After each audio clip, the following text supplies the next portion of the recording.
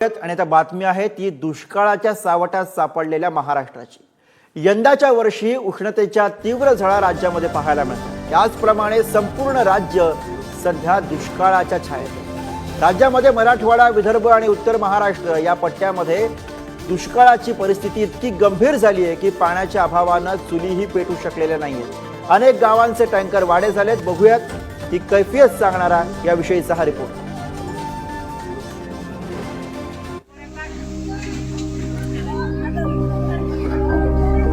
ही दृश्य आहेत हिंगोली आणि अमरावतीच्या मेळघाटातली। महाराष्ट्रात दुष्काळाची परिस्थिती किती जीवावर बेतल्यासारखी ओढावली आहे याचं हे विदारक चित्र। हिंगोलीच्या अंधारवाडीमध्ये जणू दुष्काळानंतर अंधार झालाय। गावच्या विहिरींमध्ये टँकरनं दिवसातून 2 टँकर्सनं पाणी येतं। गावची लोकसंख्या इतकी की हे पाणी पुरतच नाहीये।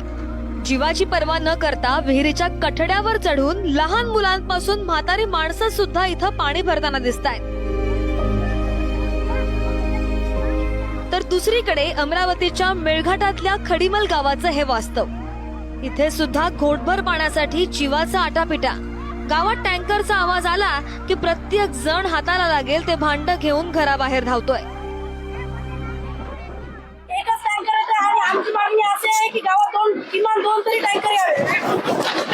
तर नेमकं याच पाण्यावर तुमची भिस्त आहे। पिण्याचं पाणी कोणतं आहे?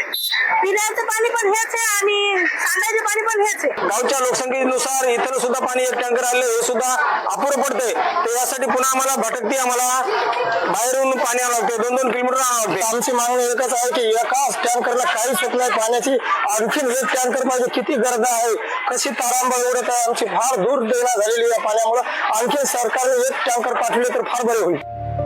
ही दृश्य आहेत संभाजीनगरच्या वाड्या वस्त्यांवरची। जेवण बनवायला सुद्धा घरात तांब्याभर पाणी उरलेलं नाहीये अशी परिस्थिती। बेरोजगारीच्या झळा सोसत असणाऱ्या इथल्या तरुणांना गावात पाणी नसल्यानं लग्नाला कोणी मुलगी सुद्धा देईना झालाय। आम्हाला तोंड धुवायला पाणी नाही, आंघोळीला पाणी नाही, जनावराला पाणी नाही। पाणी आणावं कुठून? विहिरीत बी पाणी नाही। विहिरीत बी पाणी नाही। 1 जार भरून आणायची, ते 2 रोज प्यायचं। 2 रोज बी नाही जात। उन्हाळा आहे, 2 रोज कसं जाईल? उली मग ते सांडायचं रे, लावडायचं नाही, तसं ठेवायचं। वापराला इथून तिथून गटरातल्या याच्यातलं आणायचं, हात धुवून तेच पिऊन घ्यायचं आणि तेच प्यायचं। हात धुवायचं, ताटात जेवण करायचं ना, हात धुवायचं आणि तेच पिऊन घ्यायचं। एवढी परेशानी चालू आहे। लोक इथं पोरं पाहायला येते आणि पाणी नाही म्हणून इथून चालले जाते। कारण की आमच्या गावात पाण्याची एवढी टंचाई आहे की मुलाची वय निघून चालली आहे की लग्नामुळे की लोक त्यांना मुलगी द्यायना, कोणी इथून मुलगी पण नाही ना, कारण की पाणीच नाहीये या गावात। त्याच छत्रपती संभाजीनगरमध्ये डाळिंबाची बाग वाचवण्यासाठी संपूर्ण बागेला कपड्यानं झाकावं लागलंय। इथल्या पाचोड, आडूळ, कडेठाण या भागातल्या शेतात ही दृश्य दिसू लागले। लहान लेकरांसारखी जगवलेली फळबाग आता सध्या त्यांच्यावरती संकट निर्माण झालेलं आहे। त्याच संकटातून त्या पिकांना वाचवण्यासाठी अशा पद्धतीची धडपड या ठिकाणी शेतकऱ्यांची सुरू आहे। आपण आहोत छत्रपती संभाजीनगर जिल्ह्यातील पैठण तालुक्यातील पोरगाव या ठिकाणी आहोत आणि हे आपण पाहू शकता हे फळबाग आहे आणि या फळबागांवरती अशा पद्धतीचे आवरण टाकण्यात आलेलं आहे। आपली जी पिकं आहे गेली 2-3 वर्ष हे फळबाग जगवण्यात आलेलं आहे। मात्र आता पाणी कुठून आणावं अशी परिस्थिती शेतकऱ्यांसमोर निर्माण झालेली आहे आणि त्यासाठीच भीषण दुष्काळ आहे, त्याचबरोबर उकाडा आहे आणि ऊनही तेवढंच आहे। त्यामुळे या फळबागांना टिकवण्यासाठी अशा पद्धतीचं आच्छादन या ठिकाणी टाकण्यात आलेलं आहे। एकीकडे जनावरं आणि दुसरीकडे पिकं। पावसा पाण्याच्या अभावी बेळगावामध्ये अख्खी पेरूची बाग जळून गेलेली आहे।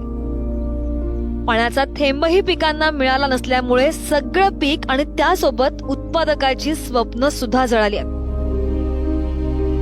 3 एकरांवर लावलेल्या पेरूच्या बागेचं सध्याचं हे असं चित्र आहे आणि यासाठी खर्च केलेले 3 लाख रुपये सुद्धा मातीत गेलेत। जी परिस्थिती विदर्भ आणि मराठवाड्याची झाली आहे तीच काहीशी गत पश्चिम महाराष्ट्रामध्ये सुद्धा दिसतीये। सोलापूर मधल्या विहिरीची सध्याची ही अवस्था।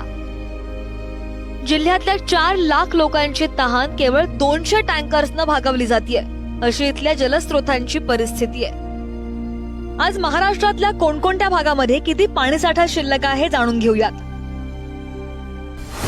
मराठवाडा 9.73%, पश्चिम महाराष्ट्र 18.18%, उत्तर महाराष्ट्र 26.34%, कोकण 37.41%, पूर्व विदर्भ 38.88%, पश्चिम विदर्भ 40.17%, महाराष्ट्र 24.3%. तर आज कोणत्या भागात किती टँकरच्या माध्यमातून पाणी पुरवठा होतोय ते सुद्धा पाहूया. मराठवाडा गावं 1247, वाड्या 505, टँकर 1828. उत्तर महाराष्ट्र गावं 747, वाड्या 2526, टँकर 804. पश्चिम महाराष्ट्र गावं 631, वाड्या 3829, टँकर 755. कोकण गावं 231, वाड्या 763, टँकर 177. विदर्भ गावं 93, वाड्या 0, टँकर 94. महाराष्ट्र गावं 2949, वाड्या 7623, टँकर 3658. दुष्काळाचं हे संकट केवळ माणसांवर ओढावलेलं नाहीये, तर इथला प्रत्येक सजीव त्यात होरपळतोय. पिकं करपून गेली आहेत, तर जनावरांवर पाण्याअभावी तडफडण्याची वेळ सुद्धा आलीय. हिंगोलीतल्या शेतकऱ्यांनी नाईलाजानं आपलं पशुधन विकण्यासाठी बाजारामध्ये आणलंय. हिरव्या चाऱ्याचा अभाव, वाळलेल्या चाऱ्याचे वाढलेले दर, त्या जनावरांना जगवण्यासाठी पाणीच नाहीये. अशा परिस्थितीत जीव लावून वाढवलेली गुरं कवडीमोल विकून दुसऱ्यांच्या दावणीला बांधण्याची वेळ शेतकऱ्यांवर आली आहे. पाणीची झळ जाणवत नाही असा एकही विभाग नाहीये. असं का घडलं त्याचं कारण राजकारणात असल्याचं सांगितलं जात आहे. महाराष्ट्रात निवडणुकांच्या प्रचारानं वातावरण तापलेलं. या सामान्यांना तापवणाऱ्या, त्यांच्या घशाला कोरड पाडणाऱ्या पाणीकडे राजकारण्यांनी ठुंकूनही पाहिलं नाहीये. आता पावसाळा येईपर्यंत दुष्काळाची होरपळ सहन करावी लागतेय. माणसांना, जनावरांना आणि कष्टानं रुजवलेल्या फळबागांना सुद्धा. आता तरी राजकारणी आणि त्यातही सत्ताधारी दुष्काळ मुक्तीचा कायमस्वरूपी काही मार्ग शोधतील का, की दुष्काळ आवडे सर्वांनाच हे दिवंगत शेतीतज्ञ पी साईनाथ यांचं विधानच सत्य ठरत राहणार? विचार सर्वांनीच करायचा आहे. सचिन जिरे, संतोष भिसे, अनिकेत गायकवाड आणि छगन जाधव सह यामिनी दळवी, पुढारी न्यूज. बातमी सोलापूरकरांसाठी महत्त्वाची.